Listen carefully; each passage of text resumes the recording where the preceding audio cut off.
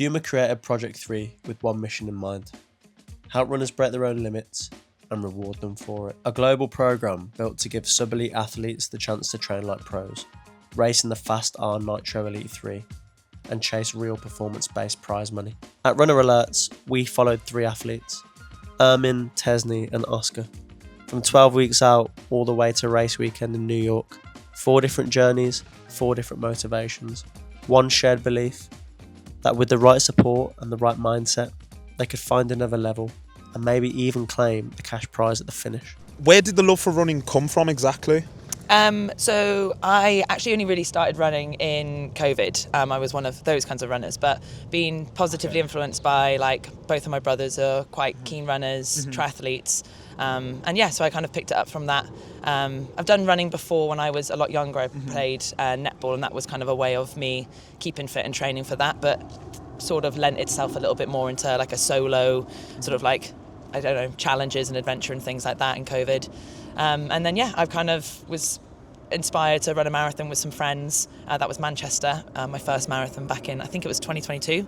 And since then, this is now my 5th marathon, I want to say. Your 5th marathon? Yeah. You know, from the first marathon to the latest one, what differences have you found? What have you learned from the first one to your latest one? I think one of the biggest things was honestly fueling. I think in my first marathon, I had a piece of toast in honestly the 48 hours before I went to go and run it, and I couldn't have bonked harder. It was horrendous. What was it, cramp, or you were just everything. why am I tired? Yeah, I was weird, I can run half marathon, and then it was 22 kilometers on the dot, and it just went tremendously downhill. And then from that, I gave myself a year to get into London, and from that point onwards, I think I got maybe 35 minutes of my marathon time just learning how to fuel properly and stuff like that. And so I thought this is actually something that I can learn a lot from each one, and then I've just kind of taken on a different experience every time I've done it. So what time are you aiming for in New York? I think I'd like to try and go another sub 3, but I do know that the hills in New York are pretty savage. So I think anything kind of just keeping within sort of that qualification time for other ones, I would be really happy with, basically. In terms of training, how has training been for you, this sort of block? Have you done anything differently? How has it been? What is your week to week? Because obviously I know you have a full-time job as well. Yeah. How do you balance that? Because that's something I've found difficult, and I know many other people find difficult. How have you managed to balance that out? I think everyone talks about these 1%, don't they, where it's you need to rest up and sleep a lot and all that kind of. I think that's a lot harder when you've got an everyday situation, but I do find that for me, running is a non-negotiable. I know if I'm training for something, I really try and fit it in. It's also I joined a club, Clapham Chasers. We do 2 training sessions a week all together. That's where I've met a lot of my friends. So spent the summer out in Chamonix with them, running around some of the mountains. So it's just stuff when it becomes something that you really want to make part of your life, I find that it's just a really easy way to fit it in, and kind of makes everything socially a lot more enjoyable, disciplined. I guess it's just kind of become something that I really want to put first and prioritize, and then so it's just routine in your weekly routine, and you know exactly what you're doing. Yeah. Okay, that's so sick. Do you know exactly everything that you're wearing or everything that you're bringing for New York? What kind of garments have you got for that? Do you want to pause, Johnny? No, just say it. Tell me, what is the race day goal? I want to go sub 3. I know everyone talks about that number, but I really want to put a 2 back on where my PBs are at, and I want to go sub 3. I want to really just challenge myself. Oscar, how you doing, brother? It's a massive pleasure. Thank you for coming down. That was your first marathon, 3 hours and 40 minutes. Yep. What is your best marathon time? So last year in By the way, Berlin, guys, I actually know this. I just want him to tell you guys. All right, go on, carry on. So last year in Berlin, I crossed in 2:26:50. Did you guys hear that? 2 hours and 26. How long did it actually take you to break 3? Because obviously you're running Project 3 for Puma, and we'll get on that in a sec. But how long did it take you to break that 3 hour? It took me quite a lot of attempts to break 3 initially. Yeah. So I actually broke 3 in Manchester. It must have been after COVID, because COVID's what, 2020? 2020, yeah. Yeah, so it would have been 2021 Manchester Marathon because it was in the autumn instead of the spring. How did that feel It was great. So my friend, one of my friends, Amy, who lives in Manchester, she was there. Yeah. And she knew that I was going for this sub-3, but she didn't really, it's the first time she'd ever been to a race, so she didn't know that like you start in corrals. Yes. So when I got to the finish clock, I literally crossed the line in like 2:58 or 2:59 something, and so the clock had already gone past 3 hours. So apparently she was stood on the side just going, "Oh my God, he's missed it!" And then I met, and So then what she about met when me, you and I told was her? ecstatic. Yeah, And yeah, she was yeah, like, yeah. "How are you so happy about this?" It was just like, Oh no, "Because no, I no! I did did What do it. you I mean? did it. What you talking? You weren't there? Exactly. Nah. What time are you actually looking for? I want to say that I want to do exactly the time that I was aiming for in Copenhagen, which was sub 2:25. Oh, come on! I think I knew that'll that be was there. coming. Yes, cuz, come on! It's a nice round number. No, you no, know? absolutely. But I really hope you. Me and the team, all of us at Runner Alerts, we're gonna be on the sidelines. So we'll be there to see you beforehand, see you after. Hopefully, and I'm praying that you can get that time, man. But I mean, at the same time, I would say that's maybe the B goal. Because Yeah, the absolutely. whole point of Project 3 It's is, you just know, breaking the. break your 3-minute PB. Yeah, 100%. So if I can man, walk 100%. away with 2:23 something, that's going to be a happy day. Yo, bro. Oh, yo, I love this guy, you know. Tell me a bit about what you're going to be wearing. It's just raining fast R3s, man. What? Regardless of the weather, I think that you need to be in something that's aero, that like you can keep your body regulating the temperature. It's honestly just an incredible opportunity to be able to wear everything Puma. They're going to deck us out and everything, but obviously these are, I guess, the talk of the show, with it being their new shoe, their speed shoe. Fastest shoe on the market. They're a nice subtle colorway.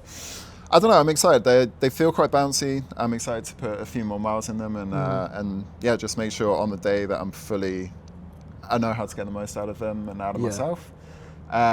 From what I've tried so far, they've got a lot of zip in them. Well, to Project 3, definitely going to wear the Puma Fast R3s, the orange ones, right? Amazing.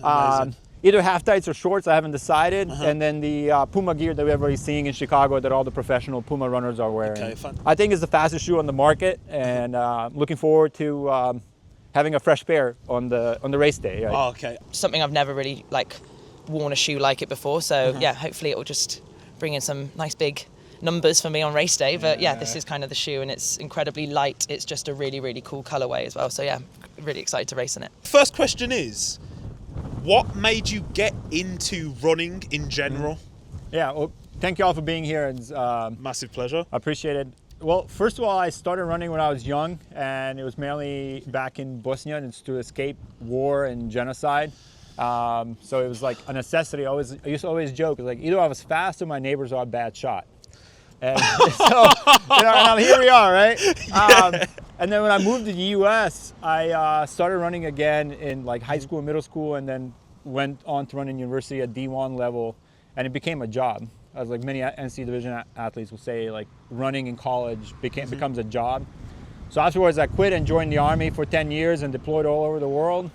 And then when I went to grad school in Manhattan, I was like, you know what? I had an urge to start running again. So I met a massive, amazing group of people through Dashing Whippets. It's a big Manhattan club, and started running with them. But when I first initially started running, I couldn't even run 6:20 pace for 4 miles, and then here we are 3 years later training for New York City Marathon. So, Crazy. First one I ran, I was straight back from a deployment. I ran Marine Corps Marathon in 2017. Oh, so it's not that long ago. No. Because I remember we was in the car and we had to cut the conversation really short because I wanted to save it for the interview. Yeah. But you were saying you've only got 2 majors left. 2 majors left. Yeah, Yes. I have Sydney and Tokyo left to finish my all 7 majors. Yeah. But you have a game plan. I definitely have a game plan, but Yeah. marathon owes you nothing, though. You know? Honestly, I found that out the hard way. My body is in bits, but this isn't about me. This is not about me. Yeah. The first marathon that you did, what was the time that you got then? Okay. Yeah, the first marathon, coming straight off the deployment, I was in physical fitness shape, but not in running shape. I ran off of 30-mile week. I ran like 2:58 in DC. Yeah.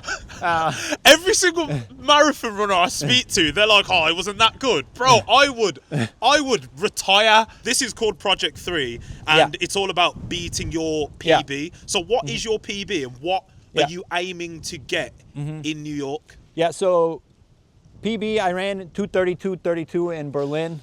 So I went 2:58, 2:32.32 in Berlin a year ago, 2 years ago, 2024. In Manhattan, my A goal would be PRing by 3 minutes and breaking 2:30. So running 2:20, 2:29.30 and below. For Tesni, it was a race to be a part of. We caught up with her post-race, and she said, "I've realised this wasn't my race to PR in, but a race to be a part of. Goals are great, but nothing feels like running and showing up on the start line. If I could do it all over again, including that 24k moment after Gel 4, I would happily. Thank you, Puma." Oscar summarised it as a race of two halves. When we caught up with him, he said, "Started with the Puma running crew, but soon fell into solo no man's land. Hit halfway, 72 minutes and 30 seconds, Queensborough Bridge. At 25k, almost broke me, but pushed on. Cheers from the Bronx to Central Park, brutal final hills. Perfect test for Valencia, top 100 at a major, can't say no to that." And finally, Ermin. Ermin summarised it as, "New York is special. Being in Manhattan with my dashing whippets added another layer of support. The race went great, clipping 5 minutes and 38 seconds for the first 21 miles. A hamstring cramp hit in the last 4, but I still ran 2 hours, 33 minutes and 1 second, placing 168th out of 59,000 runners.